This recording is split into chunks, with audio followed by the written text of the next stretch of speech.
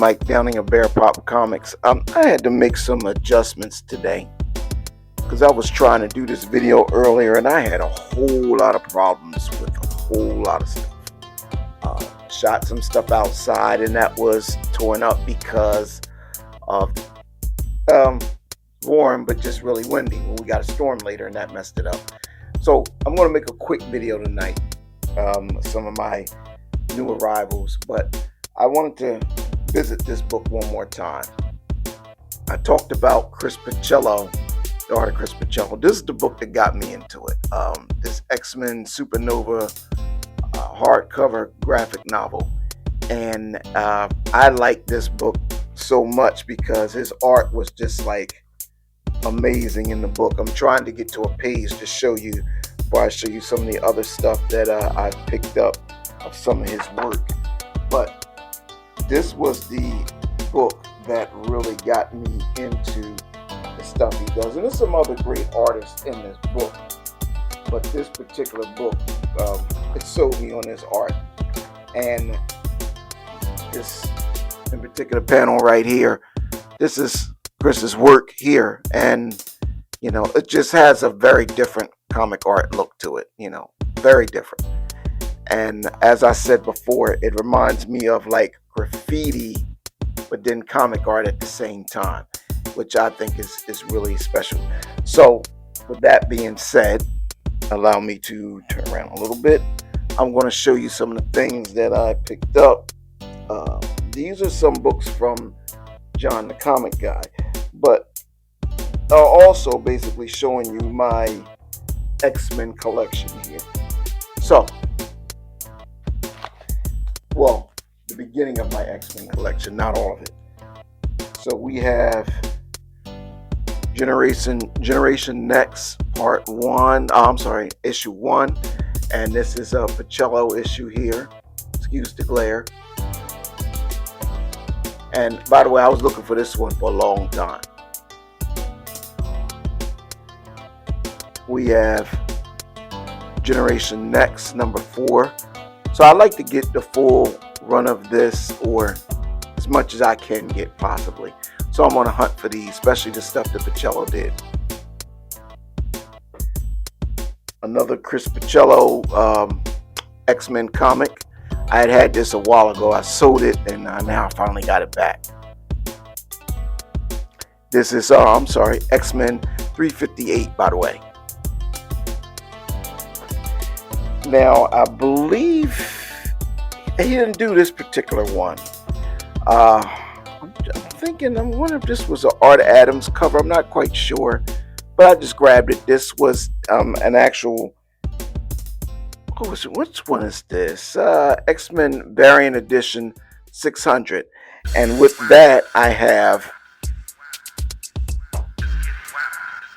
other X-Men 600s with the whole toy action figure vibe, which is definitely cool. Got this one with Emma Frost.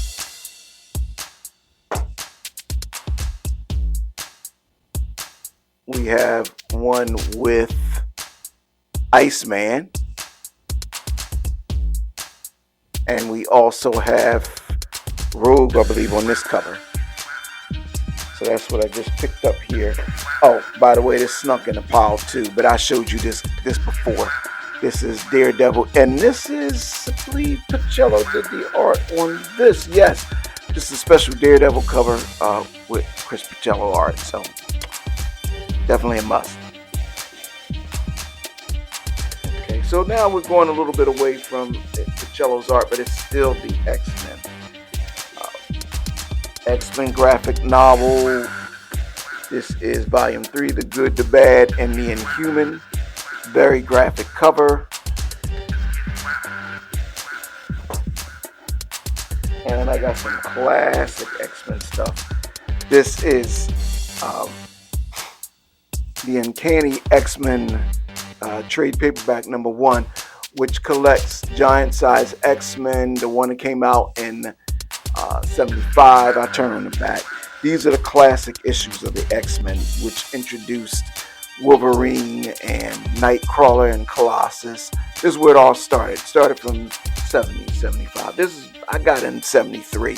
So this was the type of stuff that I was throwing down with back in the day. Still am. I still love that stuff. And I continued and got volume 2 of the Uncanny X-Men with classic issues of the X-Men. So you look on here, this is further issues of the X-Men from the 70s, which is introduced everybody. And this introduced the front cover, the Phoenix Saga, you know, where you see the ones in the movies when Jean Grey turns into the Phoenix. It came from the 70s. I'm proud to say, because that's my time period. I was born in 67, but I was a big kid in the 70s, so, you know. In the background, I don't know if you guys can see it, but I got Battle of the Planets on. I don't know if you're familiar with that, but it was a classic action cartoon superhero stuff from the 70s.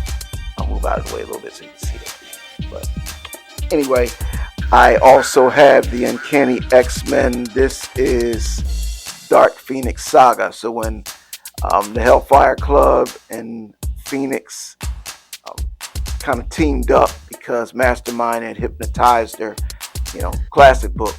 And you probably have seen this cover before, you know. So this was like late 70s going into early 80s coverage of the X-Men. And I just had something for honorable mention. Marvel's Greatest Comics. My youngest son got this for me, and it's some really good stuff in here with the origin of a lot of comic book characters, including the villains. So that was my quick haul I want to do. There's another part to this video, and it gets into my indies books, which, by the way, it starts to get into stuff like Image. I'm gonna be featuring Image comic books in the next video coming up, or the next part of this video. So we have Bitter Root, and this is volume 1. This is from Image Comics, and it's like a timepiece with a pulp action sci-fi, and it deals with these creatures created out of hate, and these characters, these group of scientists and adventurers, which are predominantly black. They are out to cure these creatures. These creatures are actually people that were infested like with hate, and they turn into monsters. And, you know, taps into racism and different issues that was going on during that time period, and very unique approach from Image. So I didn't stop at volume 1 because I liked it so much. I have volume 2. See that?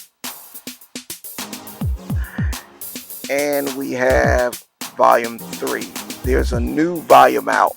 I haven't bought any of those yet. I'm actually waiting for them to go to trade paperback because, like I said, I don't have a local comic shop. I go to the guy that I tell you a lot about, John the Comic Guy.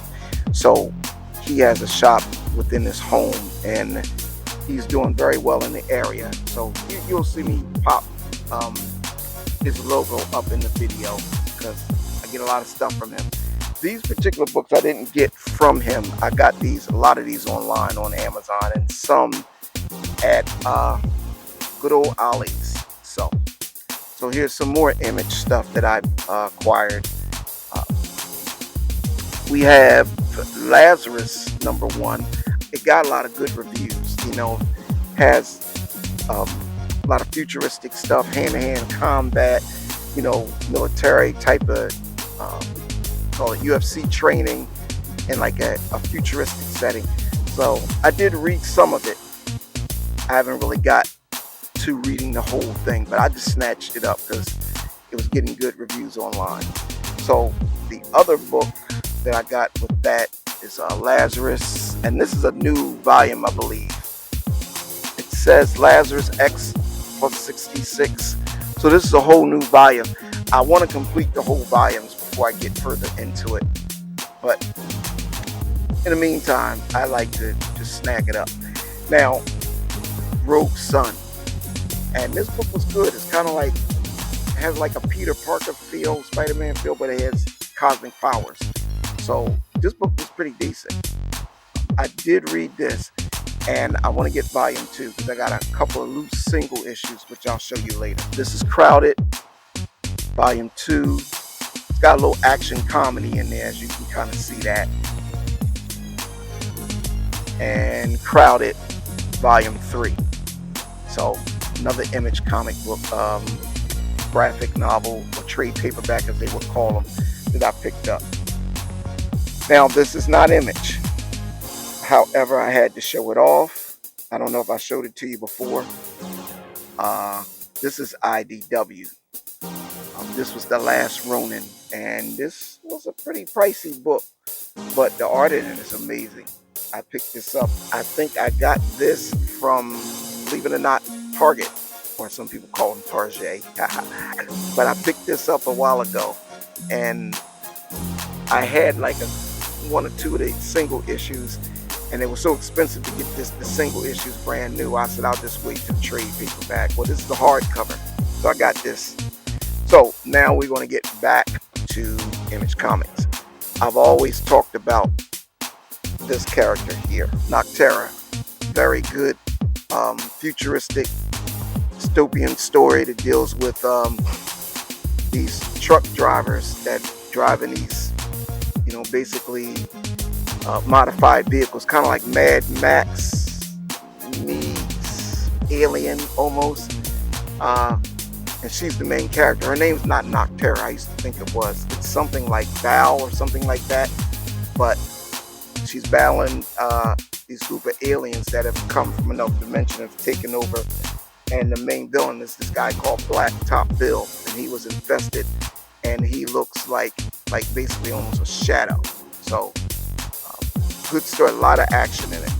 There's some foul language. It's not a kiddie book. This was volume 2 of Noctera, and volume 3 of Noctera.